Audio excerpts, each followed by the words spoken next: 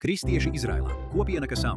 Kristieši veido 2% no Izraēlas iedzīvotāju skaita. Kopš valsts dibināšanas 1948. gadā viņu skaits ir pieaudzis 5 reizes. Saskaņā ar Centrālās statistikas biroja datiem, Izrēlā tagad dzīvo vairāk nekā 184,200 kristiešu. Lielākā daļa ir arābu kristieši, bet apmēram 35,000 nāk no Āfrikas, galvenokārt Eritrejas, Sudānas un citām subsahāras valstīm.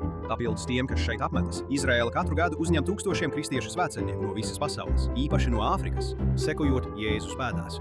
Viņi apmeklē kristīgās ticības nozīmīgākās vietas – dzimšanas baznīcu Betlēmē, Svētā kapa baznīcu Jeruzalemē, kā arī Galileju, Kapernaumu, Svētību kalnu, Galilejas jūru un Nācireti. Pirms dažiem mēnešiem aptuveni 30 augsta ranga reliģisko līderu delegācija no 10 Āfrikas valstīm, tostarp Etiopijas, Kenijas, Mozambikas, Angolas un Ugandas, tika uzaicināti pēc Izraēlas ārlietu ministra vietnieces Šaronas Haskeles uzaicinājumu, lai apmeklētu šīs vietas.